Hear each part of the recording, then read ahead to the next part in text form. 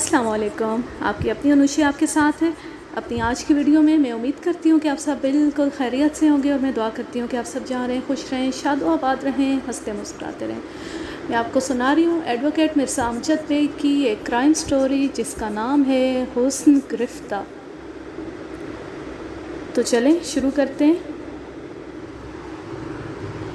میری توقع کے عین مطابق اگلی روز نگہت بیگم ایک فائل کے ساتھ میرے دفتر پہنچ گئی۔ میں اس وقت اپنے چیمبر میں فارغ بیٹھا تھا۔ میری سیکریٹری نے اس کی آمد کی اطلاع دی تو میں نے فوراً اسے اپنے پاس بلا لیا۔ وہ چہرے سے بہت زیادہ متفکر اور گھبرائی ہوئی نظر آتی تھی۔ میں نے اسے بیٹھنے کے لیے کہا اور رسمی سلیق کے بعد پوچھا، کیا بات ہے نگہت صاحبہ؟ آپ کچھ پریشان دکھائی دے رہی ہیں۔ وکیل صاحب، بڑی گڑبڑ ہو گئی ہے۔ کیسی گڑبڑ؟ صدر والی دکان کے کاغذات فائل میں موجود نہیں ہیں۔ اوہ! میں نے ان تمام قانونی دستاویزات کو فائل میں لگا کر اپنے پاس لاکر میں محفوظ کر رکھا تھا۔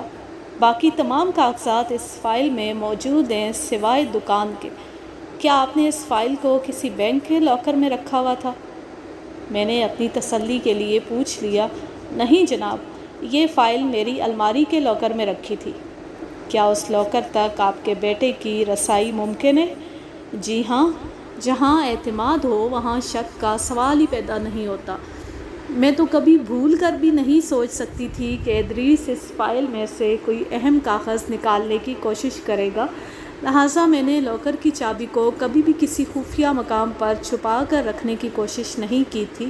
یہ میری الماری میں ایک جگہ پڑی رہتی تھی اور ادریس اس جگہ سے بخوبی واقف ہے۔ تو اس کا مطلب ہے ادریس نے پہلے آپ کے لاکر میں سے دکان کے کاغذات چرائے، پھر کسی بھی طرح کا چکر چلا کر خود کو اس بات کا مجاز بنایا کہ وہ اس دکان کو فروخت کرنے کا اختیار رکھتا ہو، اور پھر اس نے دکان مستقیم کو فروخت کر دی۔ فی الحال تو صورتحال کا ایسا ہی نقشہ سامنے آ رہا ہے۔ آپ دکان کی طرف گئی تھیں؟ جی ہاں، میں کل آپ کے پاس سے فارغ ہو کر سیدھی صدر گئی تھی۔ میں دکان کے اندر جا کر مستقیم سے تو نہیں ملی، لیکن دکان کے سامنے پہنچتے ہی مجھے اندازہ ہو گیا کہ مستقیم کا دعویٰ کھوکھلا نہیں تھا۔ میں نے دکان کی پیشانی پر باری ہیئر ڈریسر کی جگہ خان ہیئر ڈریسر کا نمایاں بورڈ لگا ہوا دیکھا۔ ٹھیک ہے، میں اس معاملے کو اپنے انداز میں چیک کر لوں گا۔ آپ یہ بتائیں کہ فائل میں باقی اہم کاغذات تو موجود ہیں نا؟ میں نے تو اچھی طرح دیکھ لیا ہے، آپ بھی نظر ڈال لیں۔ میں نے آئندہ چند منٹ میں ان قانونی دستاویزات کو بغور دیکھ لیا۔ صدر والی دکان کے کاغذات کے سوا باقی تمام اہم کاغذات اس فائل میں موجود تھے۔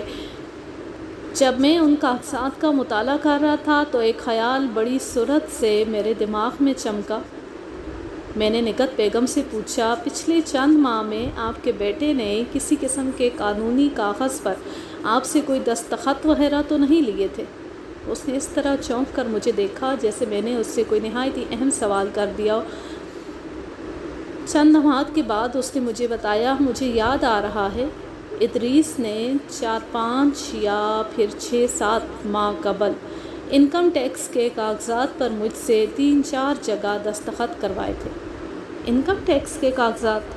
ادریس نے بتایا تھا کہ اس مرتبہ محکمے نے بہت زیادہ انکم ٹیکس لگا دیا ہے۔ کہہ رہا تھا، میں نے محکمے کو درخواست دی ہے کہ یہ دکان ایک بیوہ کے رزق روزگار کا وسیلہ ہے، اور آج کل کاروبار بھی کافی ڈاؤن جا رہا ہے، لہٰذا وہ خاص رعایت کر دیں۔ درخواست چونکہ میری طرف سے دی جا رہی تھی، اسی لیے ادریس نے مختلف جگہوں پر میرے دستخط کروائے تھے۔ کیا آپ کو یقین ہے جن کاغذات پر آپ نے دستخط کیے وہ انکم ٹیکس میں کمی کی درخواست تھی؟ میں وثوق سے کچھ نہیں کہہ سکتی۔ میں انگلش کے چند الفاظ بول لیتی ہوں، لیکن انگلش تحریر کو پڑھنا اور سمجھنا میرے بس کی بات نہیں۔ وہ تمام کاغذات انگلش میں ٹائپ شدہ تھے اور ان میں ایک آدھ اسٹیمپ پیپر بھی تھا۔ آپ جو بات وثوق سے نہیں کہہ سکتی، میں پورے یقین سے وہی آپ کو بتا رہا ہوں۔ اسٹیمپ پیپر کے نام پر میرا ماتھا ٹھنک گیا تھا۔ ادریس نے اپنی ماں کے ساتھ کوئی بڑی ہیرا پھیری کی تھی۔ ادریس نے انکم ٹیکس کی آڑ میں آپ کو بیوقوف بنایا۔ اس نے کچھ ایسی نوعیت کے کاغذات آپ سے سائن کروا لیے تھے جن کی روح سے اسے صدر والی دکان بیچنے کا اختیار حاصل ہو جائے اور آپ کو اپنے بیٹے کے اس عمل پر کوئی اعتراض نہ ہو۔ آپ میرا مطلب سمجھ رہی ہیں نا؟ اس نے تشویش بھرے انداز میں اپنے سر کو اثباتی جنبش دی اور پوچھا، اب کیا ہوگا؟ جو کچھ اب تک ہو چکا ہے پہلے اس کی حقیقت کو سمجھنے کی ضرورت ہے، اس کے بعد سوچا جائے گا کہ آئندہ کیا کیا جائے۔ اگر آپ دلچسپی لیں تو میں کوئی ہلچل کروں؟ کیوں نہیں جناب وکیل صاحب، میں آپ کے پاس قانونی مدد حاصل کرنے ہی تو آئی ہوں۔ ادریس پر کیس کرنے سے آپ نے منع کر دیا۔ اگر آپ کے تعاون سے اس دکان والے معاملے میں مجھے کوئی فائدہ حاصل ہو جائے تو اس سے اچھی بات اور کیا ہو سکتی ہے؟ ٹھیک ہے، میں ڈوریاں ہلاتا ہوں، انشاءاللہ چند روز میں ہی اس کے نتائج سامنے آ جائیں گے۔ ان نتائج کو دیکھتے ہوئے آئندہ کے لیے لایا عمل تیار کیا جائے گا۔ آپ کے ذہن میں کیا ہے؟ کچھ مجھے بھی تو بتائیں۔ میں آپ کے لیگل ایڈوائزر یا یوں سمجھیں آپ کے وکیل کی حیثیت سے مسٹر مستقیم کو ایک بار نوٹس بھجواؤں گا جس میں واضح کیا جائے گا کہ باری ہیئر ڈریسر کے مالکانہ حقوق آپ کے پاس ہیں۔ اگر اس نے کسی سے یہ دکان خرید کر اسے خان ہیئر ڈریسر میں بدل لیا ہے تو وہ اس جائیداد کی خرید اور لیز وغیرہ کے قانونی کاغذات مجھے دکھائے۔ مذکورہ نوٹس وصول ہونے کے 15 دن کے اندر اگر اس نے میرے دفتر میں آ کر مجھ سے رابطہ نہیں کیا یا اس نوٹس کے جواب میں کوئی تسلی بخش وضاحت پیش نہ کی تو آپ یعنی نگہت بیگم بیوہ ایوب باری مسٹر مستقیم کو عدالت میں طلب کروائیں گی، وغیرہ وغیرہ۔ یہ تو میں نے آپ کو سمجھانے کے لیے چند باتیں بتائی ہیں۔ نوٹس تو خاصا بھرپور اور تہلکہ خیز ہوگا۔ مستقیم سر کے بل دوڑا ہوا میرے پاس نہ آیا تو پھر بات ہی کیا ہے؟ کیا آپ اس سلسلے میں مجھے اپنا وکیل مقرر کرنے کو تیار ہیں؟ پہلی فرصت میں امجد بیگ صاحب، میں اپنے بیٹے کو عدالت میں گھسیٹنے آئی تھی، اب اس کی جگہ مستقیم نے لے لی ہے تو میں کیا کر سکتی ہوں؟ بہرحال مجھے خوشی ہو رہی ہے کہ میرے بیٹے کو غلط راہ پر ڈالنے والے مصیبت میں گرفتار ہونے جا رہے ہیں۔ میں نے کہا آپ اس بات کا خیال رکھیں گی کہ فی الحال ادریس باری کو اس نوٹس کے بارے میں پتہ نہ چلے۔ اس نے میری ہدایت پر عمل کرنے کا وعدہ کیا۔ میں نے چند کاغذات پر اس کے دستخط لیے، فیس کے معاملات طے کیے اور تسلی دلاسا دے کر نگہت بیگم کو اپنے دفتر سے رخصت کر دیا۔ اگلے روز میں نے اپنی وکالت کی روشنی میں ایک دھانسو قسم کا نوٹس تیار کیا اور رجسٹرڈ ڈاک سے اسے مسٹر مستقیم کے ایڈریس پر روانہ کر دیا۔ مستقیم کے بارے میں نگہت نے مجھے تفصیلی معلومات فراہم کر دی تھی، علاوہ ازیں اس کا حلیہ، قد کاٹ اور وضع قطع کی تفصیل بھی بتا دی تھی۔ مجھے یوں محسوس ہو رہا تھا عدالت کا منہ دیکھے بغیر ہی یہ کیس کنارے لگ جائے گا۔ بہرحال میں تو یہ چاہتا تھا کہ میری موکلہ کا بھلا ہو، چاہے عدالت کے اندر جا کر یا عدالت سے باہر۔ اگر ادریس نے صدر والی دکان ابھی فروخت نہیں کی تھی اور مستقیم نے اس سلسلے میں جھوٹ بولا تھا تو اس کا پتہ چلنے والا تھا۔ اگر دکان واقعی قانونی طور پر مستقیم کی ملکیت میں جا چکی تھی تو پھر ادریس باری کی واپسی بھی نگہت بیگم کے لیے بڑی خوشی کا باعث ہوتی۔ نوٹس کی ترسیل کے چند روز بعد ایک موٹا تازہ ہٹا کٹا شخص میرے پاس آیا۔ وہ گہرے سانولے رنگ کا مالک ایک پستہ قامت انسان تھا اور اس وقت وہ خاصے غصے میں دکھائی دیتا تھا۔ اس نے خاصی صحت مند مونچھیں پال رکھی تھی۔ میں نے پیشہ ورانہ انداز میں مسکرا کر اس کا استقبال کیا اور بیٹھنے کے لیے کرسی کی جانب اشارہ کیا۔ اس نے بڑے تپتے ہوئے لہجے میں کہا، کیا آپ ہی مرزا امجد بیگ ایڈوکیٹ ہیں؟ شاید آپ نے دفتر کے باہر میرے نام کی تختی لگی نہیں دیکھی، ورنہ آپ کو یہ سوال کرنے کی ضرورت پیش نہ آتی۔ وہ اکتائے ہوئے لہجے میں بولا، نیم پلیٹ کے ساتھ یہ کہیں بھی نہیں لکھا ہوا کہ اس وقت اپنے کمرے میں مسٹر بیگ ہی بیٹھے ہوں گے۔ وہ ایک انتہائی احمقانہ اور بے وقوفی کی بات کر رہا تھا، لیکن میں نے کسی قسم کا سخت جواب دینے کے بجائے کہا، ٹھیک ہے، میں نے آپ کی مشورہ نما نشاندہی کو نوٹ کر لیا ہے۔ میں انشاءاللہ بہت جلد ایسی ہی تحریر کی ایک تختی بھی بنواتا ہوں جو ان اوقات میں نیم پلیٹ کے نیچے آویزاں کر دی جائے گی جب میں اپنے چیمبر میں موجود ہوں۔ اینی ہاؤ، میں آپ کی کیا خدمت کر سکتا ہوں؟ اس نے اپنی جیب سے ایک مڑا ہوا لفافہ برآمد کیا اور میری جانب بڑھاتے ہوئے غصیلے لہجے میں بولا، کیا یہ آپ ہی کا کارنامہ ہے؟ میں اس لفافے پر نگاہ پڑتی ہی پہچان گیا تھا، یہ وہی رجسٹرڈ نوٹس تھا جو میں نے مستقیم کو بھیجا تھا۔ اس نوٹس کے جواب میں مستقیم کو مجھ سے رابطہ کرنا چاہیے تھا، لیکن وہ سانولا گینڈا نگہت بیگم نے مجھے مستقیم کے بارے میں جو معلومات فراہم کی تھیں ان کے مطابق وہ درمیانے قد کا مالک ایک دبلا پتلا شخص تھا، رنگت گوری اور سر کے بال تقریباً سفید ہو چکے تھے۔ اس کا چہرہ کلین شیو تھا اور اپنے نام کے بالعکس وہ قدرے جھک کر چلتا تھا۔ جھکاؤ کوب والا نہیں تھا بلکہ اس کی عادت کا حصہ نظر آتا تھا، اور میرے سامنے بیٹھا ہوا شخص کسی بھی زاویے سے مستقیم دکھائی نہیں دیتا تھا۔ میں نے سنجیدہ نظر سے اسے دیکھا۔ ہاں، یہ لفافہ تو میری دفتر سے متعلق معلوم ہوتا ہے، مگر اس میں کوئی کارنامہ انجام دینے والی کون سی بات ہے؟ خود ہی دیکھ لیں۔ میں نے اس کی بدتمیزی کا برا منائے بغیر اس لفافے کو ہاتھ میں لے کر گھمایا پھرایا۔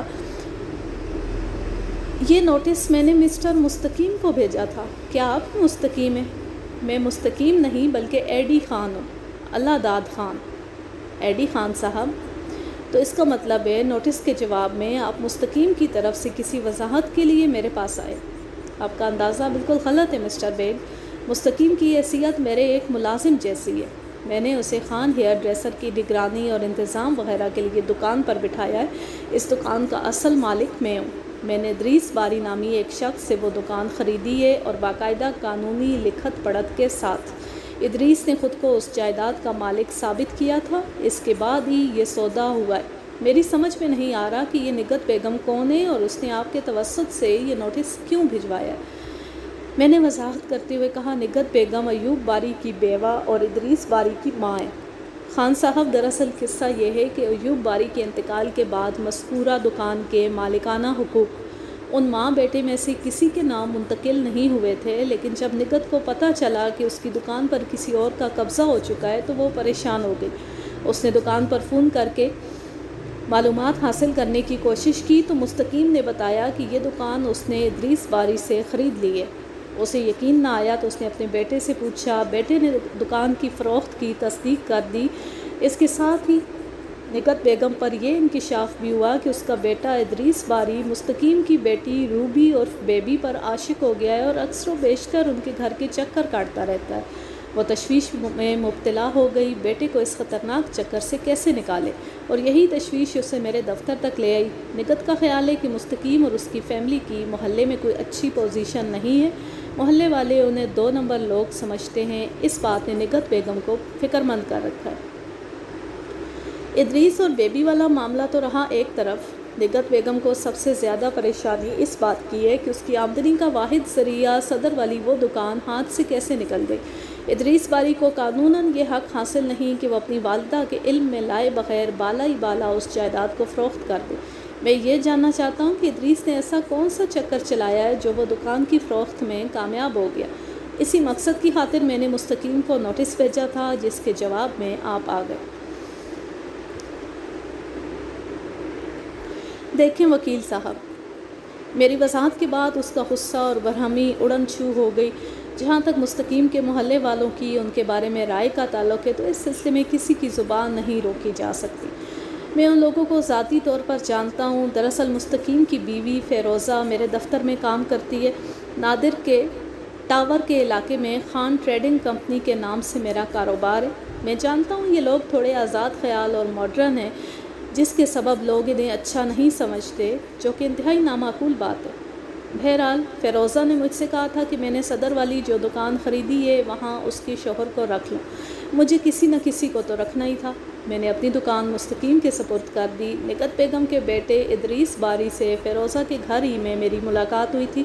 ان لوگوں سے میرے یوں سمجھیں کہ فیملی ٹرمز ہیں اور میرا وہاں آنا جانا ہے۔ مجھے پتہ چلا کہ ادریس اپنی دکان فروخت کرنے کا ارادہ رکھتا ہے۔ میرا انویسٹمنٹ کا پروگرام تھا۔ فیروزہ نے مشورہ دیا کہ میں دکان خرید لوں۔ اس کام کا مجھے کوئی تجربہ نہیں تھا۔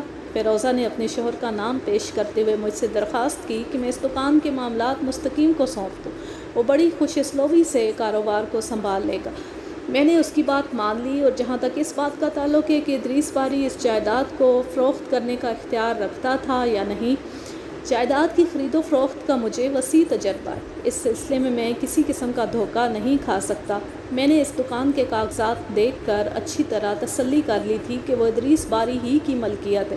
پھر رجسٹری آفس میں رجسٹرار کے سامنے بھی پرانے اور نئے ڈاکیومنٹس چیک ہوئے تھے۔ اگر ان کاغذات میں کوئی کمی یا کمزوری ہوتی تو رجسٹرار کی نظر سے نہیں بچ سکتی تھی۔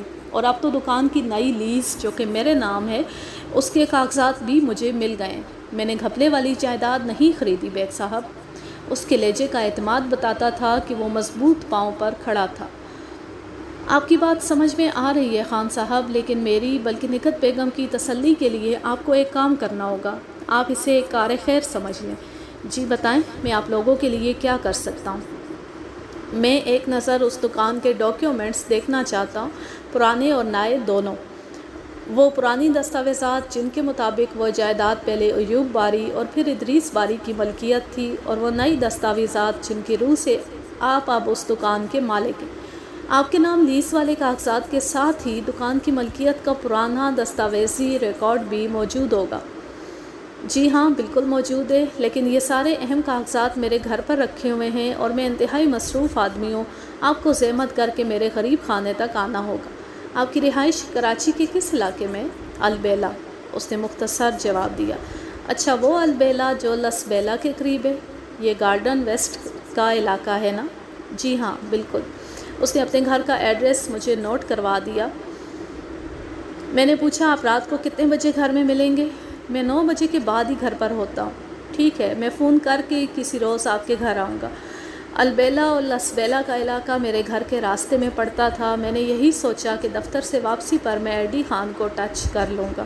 وہ اٹھ کر کھڑا ہوا اور رخصت ہونے سے پہلے بولا، اگر آپ کے لیے ممکن ہو تو اپنی کلائنٹ کو بھی ساتھ لے آئیں تاکہ ایک ہی وزٹ میں آپ لوگوں کی تسلی ہو جائے۔ میں اس معاملے کے لیے بار بار وقت نہیں نکال سکوں گا۔ ٹھیک ہے، میں نکہت بیگم کو بھی اپنے ساتھ لے آؤں گا۔ آئندہ روز میں نے اپنے دفتر سے اپنی کلائنٹ نکہت بیگم کو فون کر کے صورتحال سے آگاہ کر دیا اور آخر میں پوچھا، کیا آپ میرے ساتھ ایڈی خان کے گھر چلیں گی؟ ایڈی خان؟ یوں محسوس ہو رہا ہے یہ نام میں نے پہلے بھی کہیں سن رکھا ہے۔ بہرحال بیگ صاحب، ایڈی خان کے بارے میں آپ نے خاصے حیرت انگیز انکشافات کی ہیں۔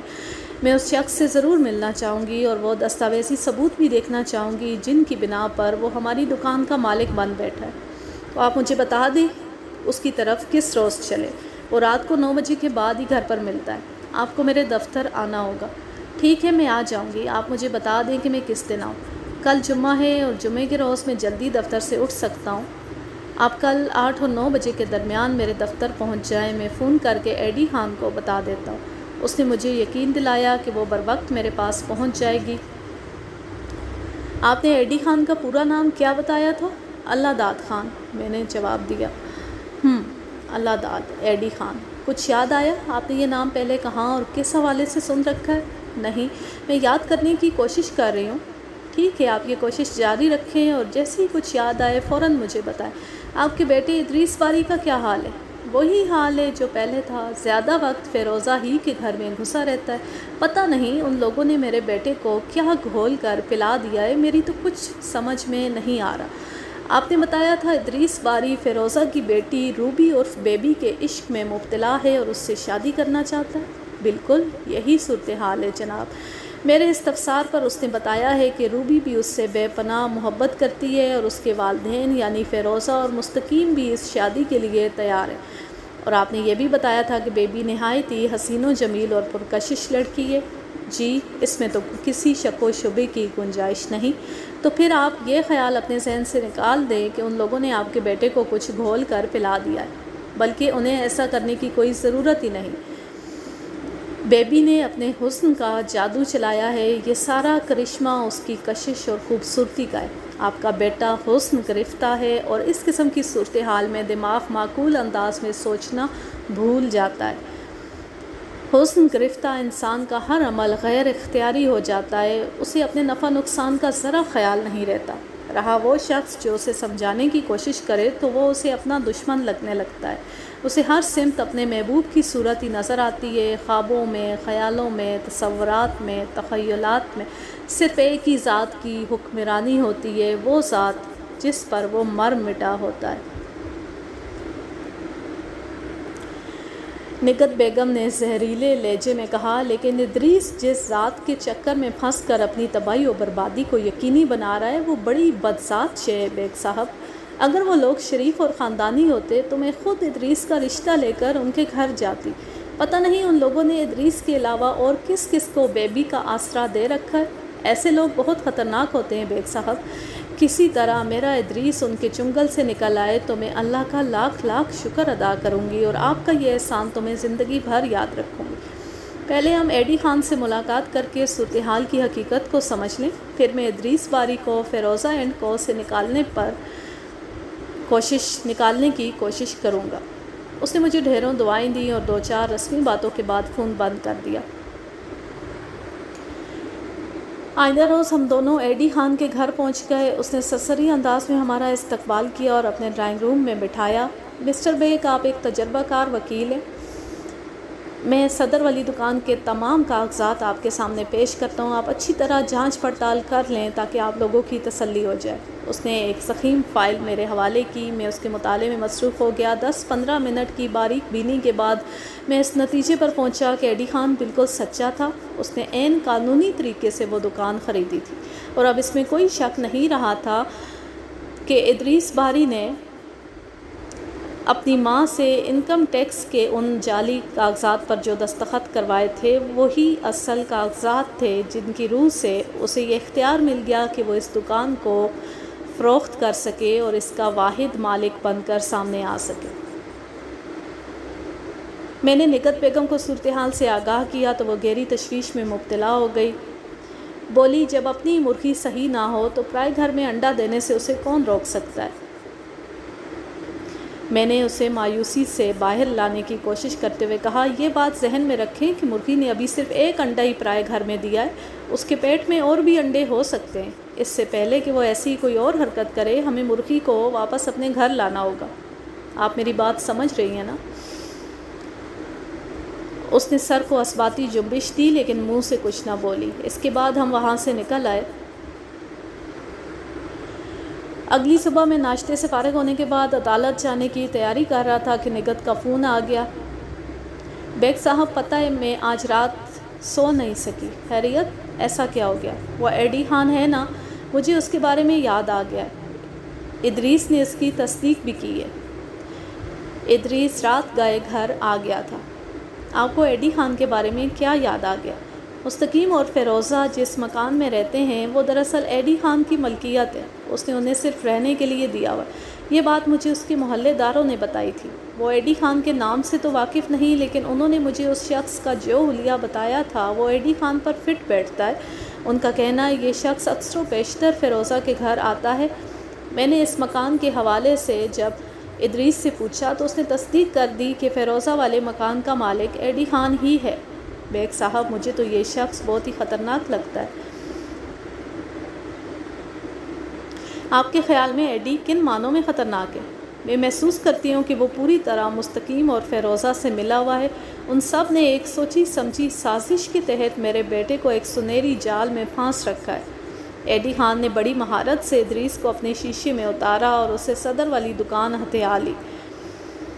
دیکھیں نگہت صاحبہ، آپ کا بیٹا اگر روبی عرف بیبی کی خاطر فیروزہ کے گھر کے چکر کاٹتا ہے تو اس کے لیے ہم براہ راست ایڈی خان کو مورد الزام نہیں ٹھہرا سکتے، خاص طور پر ادریس کے اس دعوے کی روشنی میں کہ وہ بیبی سے شدید محبت کرتا ہے اور جواب میں وہ بھی اسے بے پناہ چاہتی ہے۔ دوسرا معاملہ ہے صدر والی دکان کا، اور اس معاملے کا تعلق ایڈی خان سے ہے۔ ہم اس کے گھر گئے تھے، تمام ثبوت دیکھ چکے ہیں، اس نے عین قانونی طریقے سے وہ دکان خریدی ہے، لیکن اس دکان کی فروخت سے حاصل ہونے والی رقم کہیں دکھائی کیوں نہیں دیتی؟ آپ نے بتایا تھا ادریس نے اس رقم کو کہیں انویسٹ کر دیا۔ وہ جھوٹ بولتا ہے۔ جب کوئی رقم کہیں انویسٹ کی جاتی ہے تو وہاں سے منافع کی رقم بھی باقاعدگی سے آنا شروع ہو جاتی ہے، مگر یہاں تو معاملہ بڑا گڑبڑ ہے۔ مجھے پورا یقین ہے ادریس کو الو بنا کر اس سے دکان ہتھیا لی گئی ہے، اور اگر واقعی اس نے ایڈی خان سے کوئی بھاری رقم وصول کی ہے تو پھر اس نے مذکورہ رقم کہیں انویسٹ نہیں کی بلکہ بیبی کی اماں فیروزہ میڈم کو کھلا دی ہے، اس آسرے پر کہ وہ اپنی بیٹی کی اس سے شادی کر دے گی۔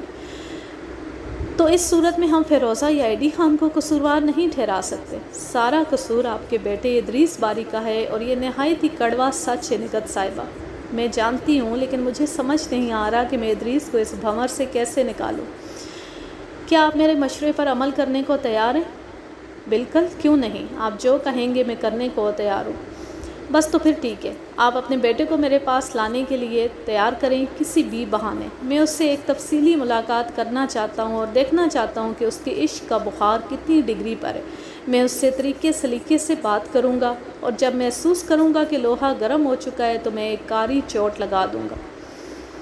اگر ایسا ہو جائے تو میں آپ کا یہ احسان زندگی بھر یاد رکھوں گی بیگ صاحب۔ دکان ایڈی خان اور فیروزہ اینڈ کو پر میں نے لعنت بھیج دی ہے۔ اگر میرا بیٹا مجھے واپس مل جائے تو میرے لیے اس سے بڑھ کر اور کوئی بات نہیں ہوگی۔ ٹھیک ہے، میں کوشش کرتا ہوں۔ جس روز آپ لوگوں کو میرے دفتر آنا ہو پہلے مجھے فون پر اطلاع ضرور دیں تاکہ میں دیگر کلائنٹس کو مینیج کر سکوں۔ ممکن ہے ہماری میٹنگ طول کھینچ جائے۔